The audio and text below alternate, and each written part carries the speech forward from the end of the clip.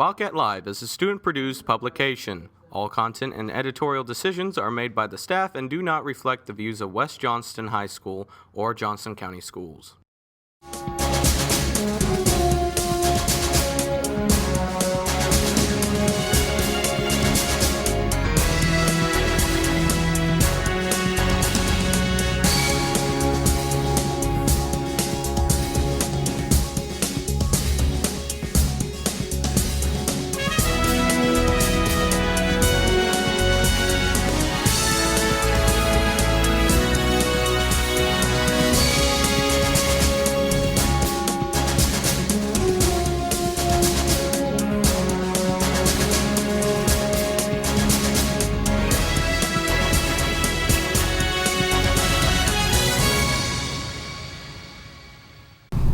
Good morning. I'm Noah Murkowsko. Wait, let me take a selfie. Didn't you take enough at prom?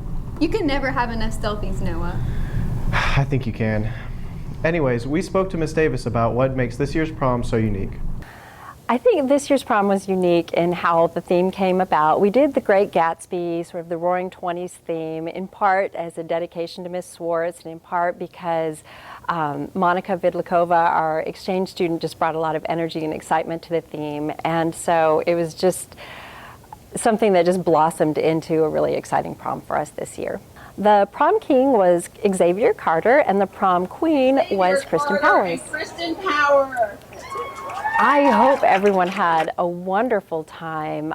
It was one of my favorite proms, and we had the selfies going, and where people could send in their selfies to an account, and so we had the slideshow of the selfies. We had flappers there who handed out beads. We had tons of food, and the photographers and photo booths, and just a lot of unique touches that were really fun. So I hope everyone really enjoyed themselves. Hours before prom, upperclassmen were able to witness the effects of destructive decisions behind the wheel at the mock car crash. Here's Madison Bell with more. As part of Safe Teen Drivers Week, the JoCo Teen Drivers Club presented a mock car crash to the school to promote safe driving. Garrett Hargis discussed the morning. Juniors and seniors walked outside to the football field to witness the mock car crash. The scenario was basically focusing on distracted driving, and the cops came out, the fire department, Melanie, Kristen, Madison, and Emma all died. Jace was paralyzed from the neck down, and I was taken to jail. Garrett revealed the toll it took on him and the student body, as well as who was involved. Going into it, I didn't think it was going to be that real. I knew my friends weren't really dead, but when it actually happened, it was a whole different story. Like seeing the non-responsiveness from Melanie and Jace not responding either. And then when I saw Kristen lying on the ground, that hit home pretty hard.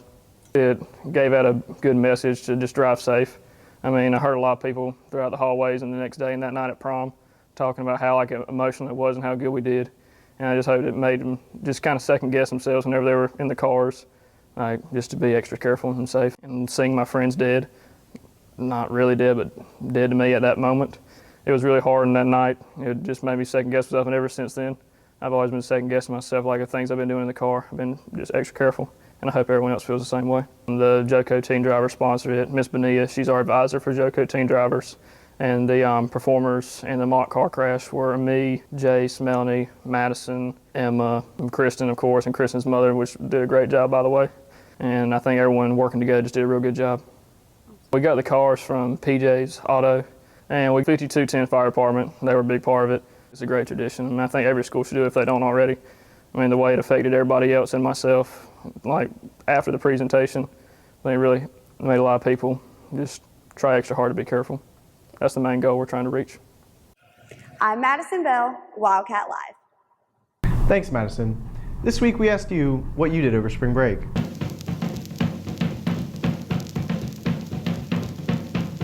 So what'd you guys do over spring break? Me, I really just stayed home, chilled, played video games, went down to my pond, climbed some trees. I went boxing and skateboard and hang out with friends. I went to the beach and a bonfire. I went to the beach and slept all day. And that's it. All right, thank you guys. On Friday night, I went to prom with my boyfriend. I went to Disney World. And what'd you do over in Disney World? I took a selfie with Darth Maul. It was pretty cool. I just sat on my couch and watched Netflix with my best friend. I went to the beach and went to the aquarium. Mine wasn't as excited as hers. I was at McDonald's all break. But I made some money. If y'all need applications, tell me, all right? I got you. All right, thank you. So, what'd you do over spring break? Well, I visited some colleges. Me too, and I wrote some essays. I moved some furniture. Wow, we're really exciting. Well, the graduation controversy sparked some excitement among seniors. Erik Beene investigated the issue. Before leaving for spring break, controversy erupted over administration's decision to move graduation indoors. We spoke with Dr. Coates for her side of the story. Well, we moved it indoors this year because for the first time ever we had choice. And once we had it indoors, we found we really liked it. When we heard the great comments last year, we thought, well, wow, if we get choice, we could do this every year.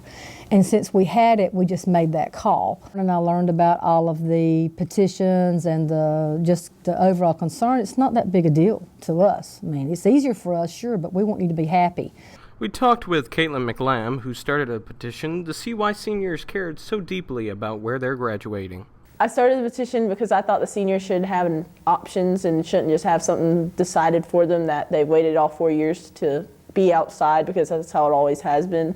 And I just thought, since it's their moment or our moment, we should have a choice in the say. I don't think something that's always worked, and I mean, yeah, it's had its flaws, but what doesn't have its flaws? And it can be worked out, kinks and stuff. So why change something that's kind of always worked? Due to the controversy, Dr. Coates put the location up to a vote. She also has decided to put the location of graduation up to a vote every year. That will just be one of the things we do at the beginning of the senior year. We'll send information home with a plus delta chart. What's good about indoors, what's good about outdoors, what's bad about both. And there are disadvantages to both, and let the class decide. In hindsight, I wish I'd gotten the feedback from the seniors at the beginning of the year, but I didn't think it'd be that big a deal, really, because everybody said how great it was. I will be so happy for our graduates, regardless of where we have graduation. The decision is in, and this year's seniors have decided to move graduation back outdoors. I'm Erik Beene, Wildcat Live. Yes, I'm so glad graduation is outside. It was refreshing to see some clarity on the matter. Mr. Herring, after years of teaching U.S. history and coaching the men's tennis team, left the classroom for a position in a different district. Abby Pressley gave us an inside look on his departure. He's a really good tennis coach to both the guys and the girls team. As a coach, I think he's serious and funny at the same time, so his serious side really helps you to focus when practicing or playing or in the middle of a match, but his funny side also lets you lighten up a bit and just remind you that you need to have fun when you're out there. It's not such a serious sport. We threw Mr. Herring a going away party, which he knew nothing about, and it also served as senior night for the guys, but we wanted to just recognize him as both a coach here at West and a teacher here at West, and we invited previous tennis players that he coached over the past 4 to 5 years, and we also invited Mr. Thomas and Miss Miller, who he taught with in the past couple of years. Some of the players that came back were my brother, Aaron Turner, and his doubles partner, who was Jacob Motley. We had Hunter Stevens, and we also had Kyle Smith. Mike Thomas. What's up, man? I will never forget those things. Nobody else in this school has the sense of humor that he has. Thanks, Abby. Brandon Wiggins caught up with the track and field team. What I like most about track is going to practice, know I'm getting better every day, and the meets when I'm racing, the fact that I'm getting faster. I usually run the 4x8, which is a relay, the mile, the 800-meter dash, sometimes a 2 mile. I'm really nervous at first because I don't know how the other runners are going to do. I always worry about others instead of myself. I try to relax. I try to stay relaxed as much as I can, and that's pretty much it. Coach Shaw helps us by he does workouts with us. He goes on long runs with us. He's always telling us to push hard. We motivate each other by usually talking smack to each other, calling one another slow. You're gonna be looking the back of me, and well, at the end of the race, whatever, if we do good, then we do good, and if we don't, then we pick each other's heads up. When I get a new personal record, it feels good knowing that I ran a faster time. You know, I've practiced 7 days a week, Monday through Friday with the school, and then Saturday's a meet day, and then Sundays I go on the long run.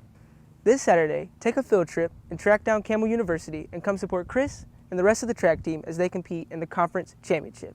I'm Brandon Wiggins, Wildcat Live. Thanks, Brandon. Well, that's all for us this week. If you have any suggestions, comments, or story ideas, please email wjhs.wildcatlive@gmail.com. I'm Noah Murkowsko. And I'm Katherine Serrell. Thanks and have an amazing rest of the week.